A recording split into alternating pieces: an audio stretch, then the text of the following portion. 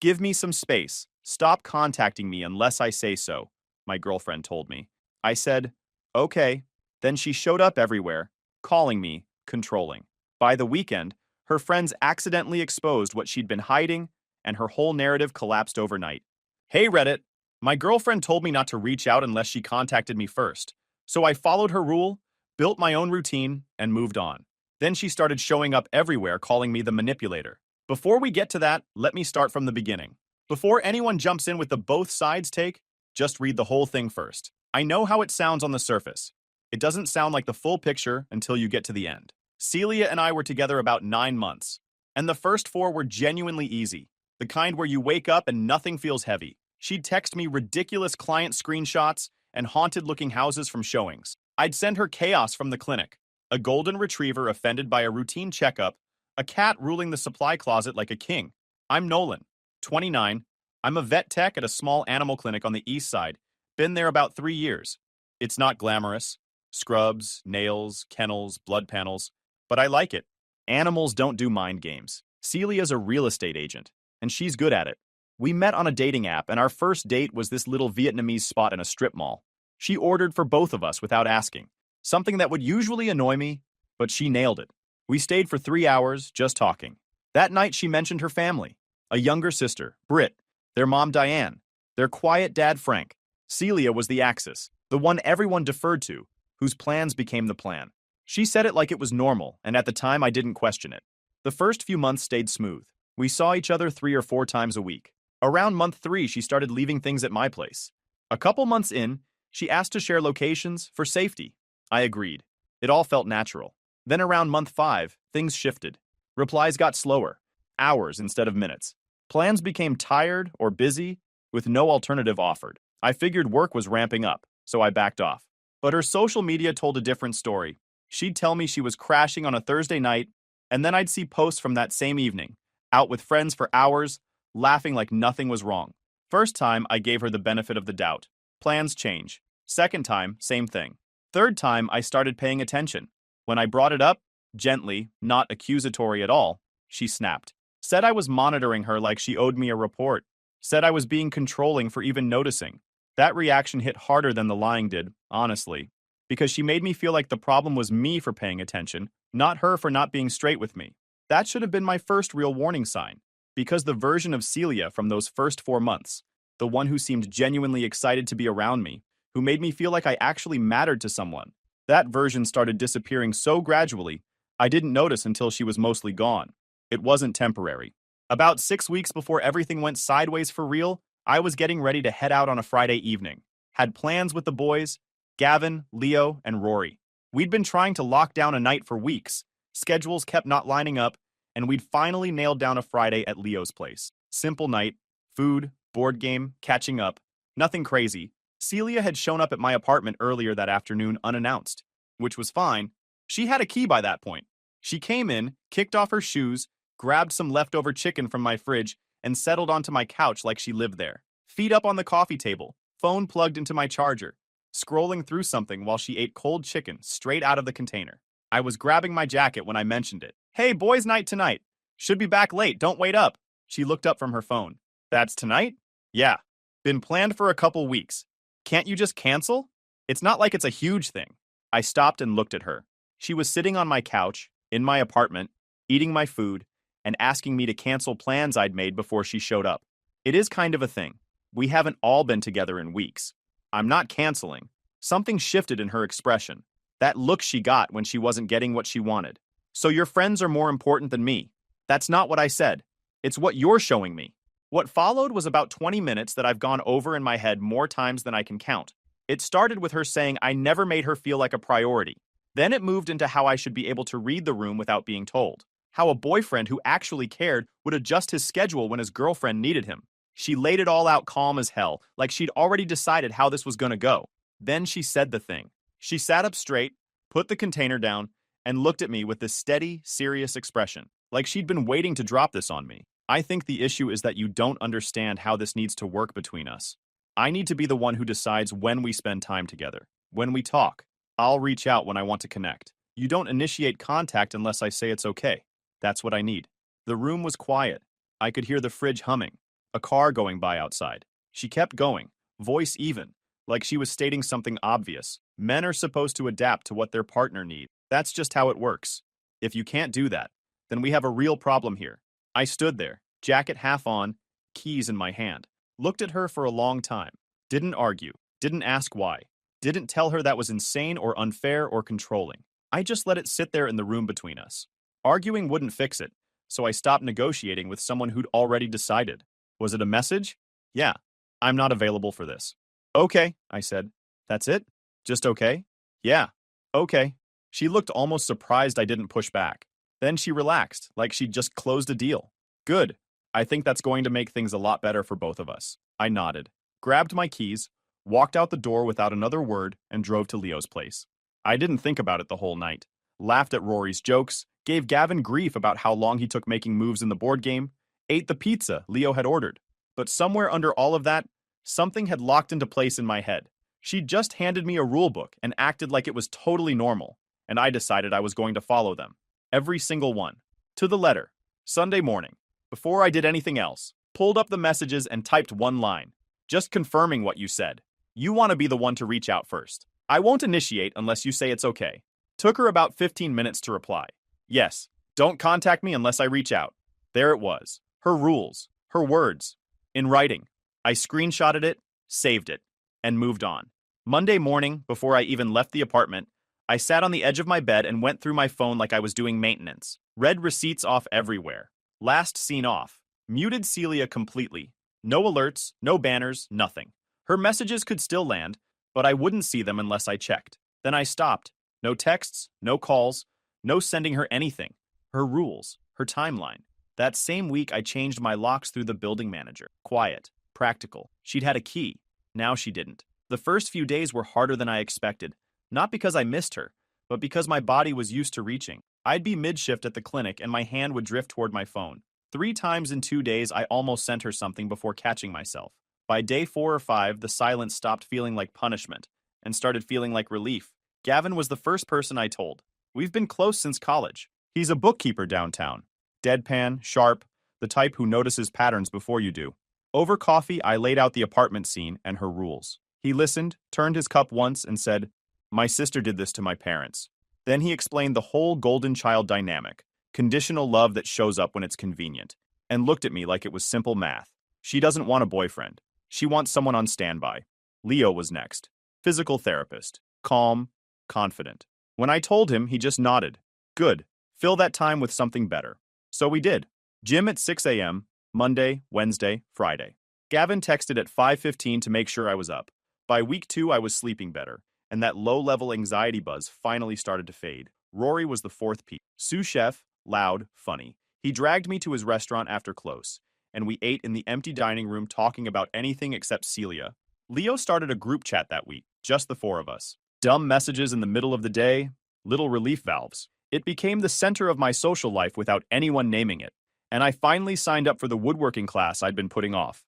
Tuesday and Thursday nights at the community center. Walt taught it. Quiet, no nonsense. We started with cutting boards, and 2 weeks later I had one I'd made myself. Rough in places, but solid. Real. Mine. By the end of the 2nd week of going quiet, the routine was set. Gym 3 mornings a week, woodworking twice a week, dinners with the boys. The lighter feeling wasn't something I manufactured. It just showed up. About 2 weeks in, regular Tuesday morning, I was in the middle of getting ready for the clinic when I checked my phone. There were messages from Celia, then more. First one was casual, like nothing had happened. Hey, what's up? I finished getting ready, took my time, drove to work, got there around 8:30, sat down at my desk, and checked my phone properly for the first time that morning. 2 more messages had come in while I was driving. Why aren't you responding? Are you okay? I responded around noon, after lunch, took my full break, walked around the block, came back and ate at my desk. Yeah, I'm good. Just been busy. Her reply came back in under 30 seconds. Busy with what? I looked at that message for a second, felt the pull, the old habit of immediately explaining myself, accounting for every hour, justifying my existence. But that instinct was quieter now, getting quieter every day. Not to punish her, just to break the habit of sprinting every time she snapped her fingers. I put the phone away and got back to work. Over the next few days, the messages kept coming. Different angles, different tones.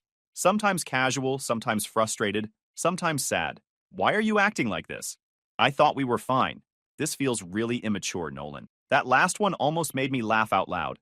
The person who told me I wasn't allowed to reach out to her unless she said so was now calling me immature for not reaching out.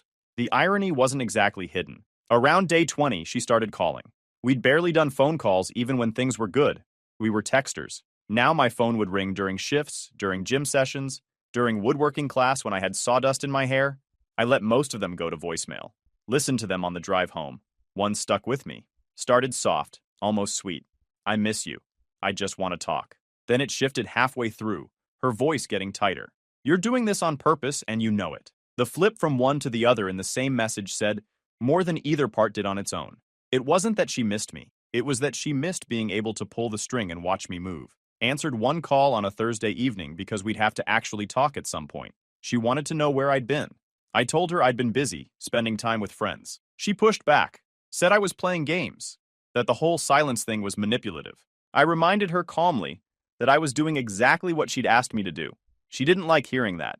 I told her I needed more time to think about things, about us, about whether this was working for either of us. She didn't like that either. Hung up without another word. After that, the calls started coming at stranger times, past midnight sometimes. I put my phone on Do Not Disturb every night at 10. Woke up to missed calls and voicemails I didn't always listen to. Then the wrong person text arrived. Wednesday afternoon. I was on break, scrolling through my phone, when a message came in from Celia. But it wasn't for me. Not even close. Hey, can you do tonight instead? He won't be around. I read it twice. Then a third time. Stared at it for a full minute. No follow-up. No sorry, wrong person. No explanation. Just the message sitting there. I didn't confront her about it. Didn't ask what it meant. Didn't say a word. I just took a screenshot and forwarded it to Gavin without any commentary. His reply came back in about 10 minutes. One line. Add it to the folder. The folder. It started as a notes app page. Gavin's way of calming his brain down. He'd started keeping a running document about a week before that.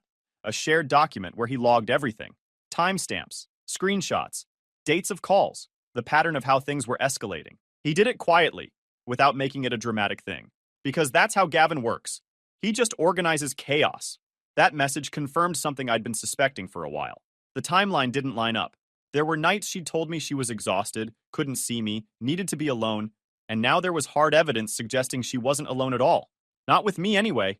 My Gmail kicked me out one morning with a password change notification I hadn't triggered. Same thing happened to my Spotify that afternoon. Just locked me out completely. Someone had changed the password. She'd used my laptop before. Saved passwords are a real thing. Gavin flagged it when I mentioned it casually. He walked me through changing everything. New passwords on every account. Two-factor authentication turned on wherever it was available. Every change got logged in the folder alongside everything else. Friday night at Leo's place. About 3 weeks into the silence, maybe a little more. We were in the middle of a board game that had been going on for way too long because Gavin was running calculations before every single move and nobody could stop him. Rory had brought leftovers from the restaurant, some pasta thing that was genuinely absurd, and we were eating off paper plates like the sophisticated adults we clearly were not. I was laughing, real laughing, the kind where your face hurts and you can't stop even when you want to. Hadn't done that in weeks, hadn't even realized how much I'd missed it until it was happening. Around 10 o'clock, the doorbell rang. Leo's place has one of those video doorbell setups. Rory, being closest to the screen, pulled it up on his phone. The four of us looked at it together. Celia, standing there at the door, arms crossed, staring directly into the camera like she knew we were watching. She'd had access to my location history for months when we were together. She knew where I spent time. Leo's place was one of those spots. Nobody moved for a second. Then Rory grabbed his phone and hit the mic. Sorry, no deliveries after 9. Try the neighbors. Celia's expression didn't change. I need to talk to Nolan. Is he there? Rory glanced at me. I shook my head from the couch. Didn't stand up. Didn't move toward the door. Didn't engage with it at all. Rory leaned back into the mic. Nobody here by that name. Have you checked the yellow pages? She stared at the camera for about 5 seconds, then turned and walked away without another word. Rory saved the footage. Nobody asked him to. He just did it. Posted it to the group chat. The next message came from Gavin. Respectfully, no. Then Leo. Logged. Then Rory again. She said don't contact her. We're honoring her healing journey. The concern move came next, and it escalated faster than I expected. Celia texted Paula, a mutual friend from college, saying she was worried about me. that I wasn't returning calls and she was scared something might have happened. Paula came straight to me, texted me directly to check in. I told her I was fine, just taking some time. She said okay and didn't push. But the move itself told me everything I needed to know.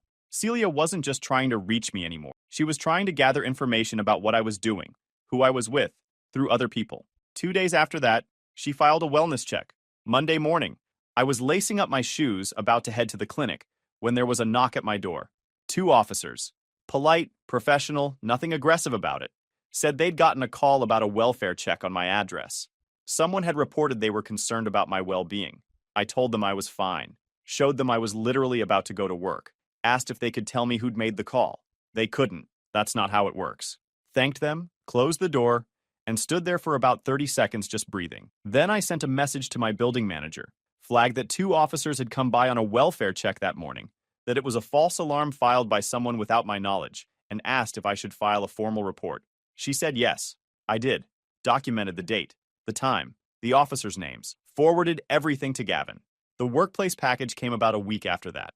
I was in the middle of a shift, post-surgery checkups, busy afternoon, when June, who works the front desk at the clinic, came back and handed me a small gift box with a ribbon on it. Said there was no return name, but there was a card attached. Took it to the break room and opened it alone. A personalized keychain and a 2-page handwritten letter. Half apology, half accusation. The kind of thing designed to make you feel guilty just by reading it. I read it once, photographed both pages, put the keychain back in the box, and emailed my clinic manager a short note. Someone had sent a personal package to the office. It was handled. Just a heads up in case anything else came through. She replied within the hour. I warned the clinic front desk not to give out info or accept anything from her again. No drama at work. That was the priority. The porch gifts started showing up after that. First one was flowers. Small bouquet left outside my apartment door with a note about how she was thinking about me. My building lobby is supposed to be secured, but people tailgate in constantly. I took a photo, brought them inside, tossed them. Told the boys about it that evening. Rory said it was romantic in a slightly unhinged kind of way. Leo said to document it. Second delivery 2 days later. Chocolates with another card. Third one was a stuffed animal, with a note that referenced a specific private conversation we'd had months ago, almost word for word. A throwaway line I barely remembered saying. The fact that she'd held on to it, remembered it exactly, word for word. That detail changed the whole feeling of what was happening. It wasn't affection anymore. It was surveillance. Rory was the first to say it. Okay, that one's not funny anymore. He was right. Leo said to stop acknowledging any of it. Don't respond. Don't engage. Don't signal that I'd received anything. Just photograph everything and keep adding it to the folder. Between that text and the wellness check, I stopped pretending there was anything left to salvage. Before that, it was limbo. That night, I ended it. Sent one message, short and final. This is over. Do not contact me again. Then I went quiet. Nothing else. Just silence and documentation from that point forward. That's when she stopped trying to talk and started trying to force contact. Gavin had the folder looking like a case file by this point. 20-plus documented incidents, time-stamped, organized by date, with context notes on each one. He showed it to me one evening over coffee at a diner near his place. Scrolled through it on his laptop while we sat there. If this ever becomes something you need to take seriously, he said, you've got everything you need. I hoped it wouldn't come to that. It did. The girl squad thing didn't happen all at once. It built up over weeks, like weather changing before a storm hits. Celia had 3 close friends who got deep into everything that followed. Mira was the one who spoke in labels and frameworks. Everything was a power dynamic. Everything needed to be contextualized through some lens. She started posting about narcissistic manipulation within days of the breakup. Didn't name me directly, but anyone who knew us could connect the dots. Phrases about men who use silence as control. About women who deserve better. Jess was the chaos one. She lived for conflict the way some people lived for reality shows. Except she wasn't watching it. She was producing it. She was the one constantly pushing Celia to confront me publicly. Show up at my gym. Come to my workplace. Force a reaction. Kaya was the content machine. Everything became material. Within a week, she was posting vague quotes about healing and recognizing toxic patterns. She pushed Celia to post too. Crying stories, vague accusations, the whole performance. Kaya curated it like she was running a campaign. Together, the 3 of them started coordinating. Not just supporting Celia, actively orchestrating the narrative. Messaging mutual friends with a version of events that made me the villain. Timing posts to hit at the same moment. Mira drafted the captions. Kaya scheduled them. Jess picked targets. One message from Kaya, pulled up later in the leaked chat, laid it out bluntly. Post the crying one Friday evening. More people see it before the weekend. No emotion in it, just logistics. It was less about being her friend and more about running some kind of operation. Some of it landed. A few people I knew casually went quiet. One guy who I'd grabbed food with a couple of times sent me a weird message about checking in that felt more like information gathering than genuine concern. The story was spreading, at least in certain circles. But here's the thing about a smear campaign. It works best when the person on the receiving end reacts, gets defensive, posts something emotional, engages with the narrative and gives it fuel. I didn't do any of that. Posted nothing. Said nothing publicly. Let it run. Around the same time, I started seeing someone casually. Her name's Asha. We'd actually met at the woodworking class. She signed up the week after I did. Ended up at the bench next to mine one Thursday evening. Funny, easy to be around. Had zero interest in anything dramatic. We started grabbing food after class one night, and it just kept happening. Nothing heavy, no labels, just two people who enjoyed each other's company. I told Asha about the whole situation before she heard about it from anyone else. Sat her down, showed her the posts, walked her through the timeline. Her reaction wasn't fear or hesitation. It was more like, that is genuinely insane. Are you handling it okay? I was handling it fine. Better than fine, actually. And having someone in my life who just wanted to hang out and have a good time, the contrast between that and everything with Celia was almost absurd. The fake accounts showed up around week 6 of the campaign. Accounts with no history, no real information. They started commenting on old posts of mine. One of them sent a message directly to Asha. I still don't know how they found her contact, implying I wasn't who I seemed to be. Asha forwarded it to me. The point didn't need words. Leo helped her report it. Account was taken down within a day, but the fact that someone had specifically gone looking for her, that was a new line being crossed, and everyone in the group chat recognized it. After that, I sent one message to Celia. Direct. No emotion, no explanation. Just one line. Do not contact me, my workplace, my friends, or anyone I date again. Sent it once. Then I went back to saying nothing at all. The family thing resurfaced around this time, too. I hadn't thought much about Diane, Celia's mom, in weeks. But Britt texted me out of nowhere one evening. We'd been friendly during the relationship. Not super close, but not strangers. She was the quieter one in the family, the one who got overlooked. Her message was short. Something like, hey, I know things are a mess right now. Just wanted you to know, she's always been like this, with everyone. Dad actually told her to stop contacting you. Mom shut him down. Don't let any of them make you doubt yourself. I read that message 3 times. Britt had watched this exact dynamic play out from the inside her whole life. Had seen Diane defend Celia no matter what. Had been the one in the family whose needs came last when they conflicted with Celia's. And Frank, quiet, step-back Frank, had actually drawn a line somewhere in all of this. Diane had just erased it. Britt was the only person in that family willing to say any of it out loud. I thanked her. We haven't talked much since, but I think about that message more than I probably should.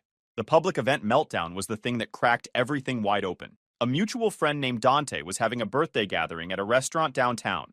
Open invite. Casual. Maybe 40 people. I almost skipped it. Leo talked me into going. Said I couldn't let her take every social situation from me too.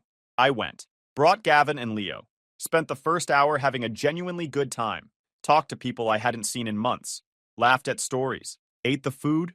Normal stuff. Celia showed up around 10:30. I don't know if she knew I'd be there or if it was coincidence. Doesn't matter. What happened next does. She spotted me across the room. I saw her see me. Something in her expression changed. Went from surprise to something tighter. More wound up. She walked toward me. Her girlfriends weren't with her. She'd come alone. The room was loud enough that most people didn't notice at first. But when she got close enough, her voice cut through. We need to talk. Right now. Tonight. You can't keep doing this to me. I didn't raise my voice. Didn't move from where I was standing. Just looked at her. I don't want to do this here, Celia. She didn't care. Started talking louder. About how I was manipulating her. About how I was ignoring her on purpose to make her look crazy. About how everyone could see what I was really doing. The volume kept climbing. People started turning around. Leo appeared at my side like he'd materialized from thin air. Didn't look at Celia. Just looked at me and said, "You good?" "I'm good." Leo nodded once. Then turned and walked calmly toward Dante. 2 minutes later, Dante approached Celia politely and let her know this was a private gathering and he'd appreciate it if she could step outside. When she didn't move, Dante asked one of the guys working the door to escort her out. The whole thing took maybe 4 minutes. Celia left without another word, But the expression on her face as she walked out wasn't anger. It was something tighter than that. Something that looked a lot like someone realizing the script had stopped working. Someone in the room recorded the whole exchange. Not me. Not any of my friends. Just someone who was watching and had their phone out. Leo made sure to get a copy. 2 days after the event, Diane texted me directly. I almost didn't open it, but I did. It was short. Said something about how Celia had been going through an incredibly difficult time because of my behavior, and with how hard things had been for her, she felt I owed some kind of compensation. The amount Diane suggested was $3,000. I forwarded the message to Gavin without comment. His reply was immediate. Screenshot that. That's the one. Then, about a week later, Jess made a mistake. She was in a group chat with Mira and Kaya, coordinating the next round of the campaign apparently, deciding who would post what, timing it out, scripting captions. At some point, someone in that chat accidentally added a mutual friend to the thread. That friend saw everything, forwarded the screenshots to me without a word. The screenshots showed the whole operation. Mira suggesting specific language about abuse and control. Jess mapping out confrontation plans. Kaya organizing post timing across platforms. And in the middle of it all, Jess wrote something that stopped me cold. He wasn't supposed to find out about the other guy until after she'd already ended things with him anyway. There it was. Confirmed. In writing. By one of the people running the campaign. Gavin added everything to the folder. Leo read through the screenshots and went quiet for about 5 minutes. Then he said simply, "Now you've got everything you need." For about a week after the group chat screenshots came out, I didn't do anything with them. Not because I was building up to something big. Not because I was waiting for the perfect moment. I just didn't feel the urgency. The documentation was there. The evidence was there. The truth was there. Sitting in a folder, time-stamped and organized. And honestly, I was tired of being part of the story at all. But then Kaya posted again. Another round of healing content. More vague accusations. More coded language about toxic men and women deserving better. It was getting repetitive, but it was still reaching people. Still doing its job. So I posted once. One screenshot. No caption. No commentary. No explanation. It was the text exchange from months back. The one where I'd confirmed her rules and she'd agreed in writing. Her reply, sitting right there, yes. Don't contact me unless I reach out. That was the whole thing. No framing, no spin. Just her own words. Time-stamped and real. I posted it and put my phone in my pocket and drove to the gym. The response didn't need me to be there for it to happen. People started putting the pieces together on their own. The timeline. The contradictions. The fact that the person being publicly called a manipulator for supposedly ignoring someone was actually following that same person's explicit instructions to the letter. You didn't need anyone to spell it out. The receipt did the work all by itself. Some people reached out to me quietly. Not a huge group, but enough. A few of them said variations of the same thing. We get it now. A few others just went silent, which told me everything about where they stood. I didn't chase anyone down about it. Didn't need to. The campaign didn't collapse overnight. Mira posted a couple more times. Kaya tried to frame the screenshot as him weaponizing her vulnerability, which was so disconnected from reality, it almost looped back around to funny. But the energy behind it was gone. The narrative had a crack in it, and once it was there, the whole thing started falling apart on its own. I said nothing else publicly, responded to nothing else, went back to living my life. The next few weeks were the quietest things had been in almost a year. The group chat stayed active. Leo sent memes at weird hours. Rory complained about his kitchen staff. Gavin sent updates about whether the folder was still intact, which it was. But the noise around me had died down. The constant low-level buzz of someone else's drama was finally, genuinely gone. The gym became routine in a way it hadn't before. Not punishment, not trying to fix something broken. Just moving my body, sleeping better, feeling stronger. Gavin and Leo were there most mornings. Asha and I kept seeing each other, casually. No pressure, no labels, no one deciding when the other person was allowed to make contact. We'd text when we felt like it. Make plans when it made sense. It was the easiest thing I'd experienced in a relationship in years. The anxiety didn't disappear all at once. It faded. Took time, but it did. There were mornings when I'd wake up and still feel that old tightness. That whole am I good enough thing. But those mornings got rarer. And then they stopped showing up at all. 3 months passed. I was at a coffee shop on a Saturday morning. Regular spot near my apartment. The kind where the baristas know your order without you having to say it. I was sitting at a corner table, reading something on my phone, half paying attention to the people around me, when the door opened and I looked up. Celia walked in. For a second, neither of us moved. She saw me at the same time I saw her. Her expression went through about 4 things in the space of 2 seconds. Surprise? Something close to embarrassment? Then something harder to read. Something that looked like resolve. She walked over to my table, didn't sit down, just stood there, hands at her sides, looking at me in a way that felt different from how she used to look at me. Less like she was calculating something, more like she was just there. Can we talk? Her voice was quieter than I remembered, steadier, less like she was putting on a show and more like she'd finally run out of things to say. I looked up at her, didn't stand, didn't smile, didn't look away either, just held her gaze and waited. I've been doing a lot of thinking about what happened between us, about how I handled things. Her voice stayed low. I know I wasn't fair to you. I know the way I set things up, the way I needed everything on my terms.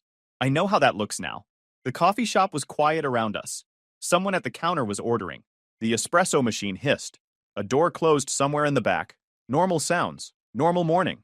She paused, shifted her weight. I'm not asking for anything. I just thought, I don't know. I thought maybe if I said it, you'd at least know I understood what I did. I took a breath, looked at her, really looked at her, for the first time in months, and I felt nothing. No anger, no sadness, none of that. Just nothing. It was clear as day. I didn't care anymore. Like running into an ex and realizing you don't feel anything. You got exactly what you asked for, I said. Calm, even. No edge to it. I hope it was worth it. She held my eyes for a second. Something shifted in her expression. Something I couldn't quite read. She nodded once. Then she turned and walked back toward the door. Paused for half a second with her hand on it. Didn't turn around. Then she pushed it open and stepped out. I sat there for another minute or two, finishing my coffee. The barista wiped down the counter. Someone else walked in and ordered something. Life just kept moving. I left a tip on the table, grabbed my jacket, and walked out into the sunlight. There was woodworking class tonight. Walt was expecting me. I had a new project to start. Guys, we are so close to hit 100,000 subscribers on this channel. If you are not subscribed to the channel, please consider subscribing. It really helps hit that 100,000 mark. Thanks for making this dream come true.